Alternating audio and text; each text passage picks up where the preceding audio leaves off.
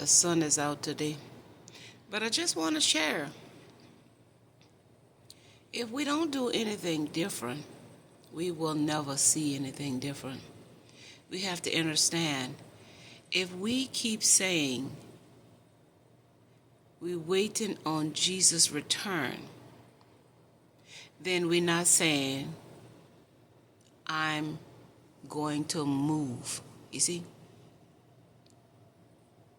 If we keep on saying God can fix it, then we're not doing anything to fix it. I hope you're listening to hear. They program us to wait, to be codependent. But if you keep going in the church, waiting for something to change, then you'll never know if you go over here to the yoga class, something might change. If you go to the park and put your feet on the ground, something can change. You see? If you go get some healing stones, something can change. If you start saging, something can change. I'm using examples because those are the things that I went to. You see, if you don't do anything, then you can't get anything. So if you keep going in church every Sunday, then how can you know if you don't go to church, something could change? A thought can come to your mind. See, that's the repetitious program that's locking people in a energy. See, it's an unconscious behavior. Anything you do for 21 days in a row, it is a habit. You can stop doing anything in 21 days. You see? 60 days, it's programmed. You do something 60 days in a row, you program. When you do things for years, it becomes pathology, a path. We have a DNA. Everything in our DNA is written about our life experience in this lifetime. But because we're being given other formation from outside of us, we're not able to connect with what's inside of us. And this is how the powers have the masses conforming and complying. Because by putting everyone in the church, all of your energy and everyone who attends, it becomes one energy, because you don't get to be individual in the church. In the school, when you put everyone in the class, you don't be individual anymore. You become one class. So we're never learning how to be individual and understand our own unique, authentic energy, and to know how to use it when we're in the church, when we're in the school class. Because when you do things collectively, you don't go against. But in the church, we were taught the pastor was the be-all, end-all. The pastor knew more than we knew. The pastor was better than us. The pastor was above us. But in the same breath, it says God is fair and just. So why would the pastor make the congregation feel like he is more than them? He is higher than them. He knows more than them. That God only wants to talk to him. Why does the school teacher not allow the child to ask questions, to question her, to say something different? Because that is a part of keeping everyone stuck. Go do your research. A classroom from 100 years ago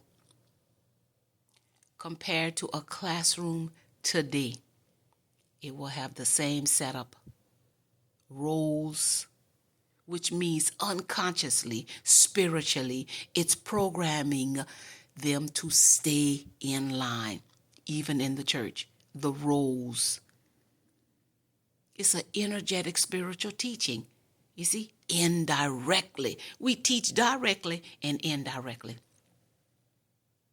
So if you got lines of benches, your spirit is picking up that. The soul knows everything.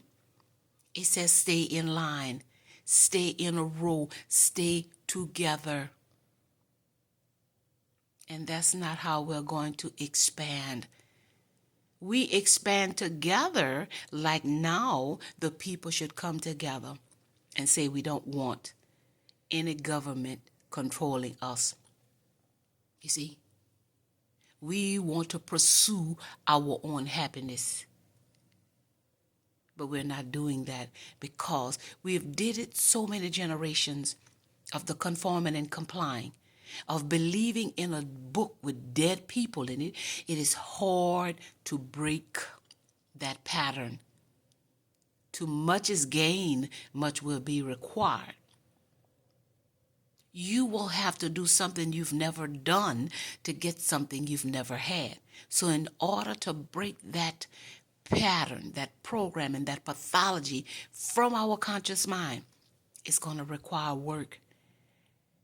And the body, the ego, it will start fighting you. You see? Don't change, don't change, don't change, because it's accustomed to the same old, same old. So you will have to do hard work to shift that energy from believing what somebody outside of you said to believe, and be okay believing what you believe. Knowing what you know, thinking how you think, feeling how you feel. And what people think and say about you is not your business. Because this is how you call your energy back to you and empower your inner man, your spirit man, by connecting to what you think and what you feel, not what others think and what others feel. That's how they have harvested the masses' energy. Now the masses don't know their strength. And in order to get it back, they're going to have to do something that they've never done, which is stand alone. Stand alone. So again, we have to change. We have to do something different. The church programming is 2,000 years ago. Religion started so long ago. The world will not stop because we don't do religion anymore. As a matter of fact, the world will evolve when we stop doing religion. People will grow when we stop doing the religion, because the religion stopped us from growing and evolving. It's division. It's confusion. It's separation. Because everybody doing their own thing. So if everybody can do their own different religion, why can't you be single in your belief system? You see? People harvest energy. When you give your energy to what somebody else wants to do, you gave them a little bit more power over you. But if you do what makes you happy, what helps you, what serves for your highest good, you keep your power. And sometimes you got to lose to win again. Sometimes we got to stand alone. Like the song, I'm living a single life. Sometimes we got to live a single life to find ourselves. So I'm just a messenger, just here to make you think.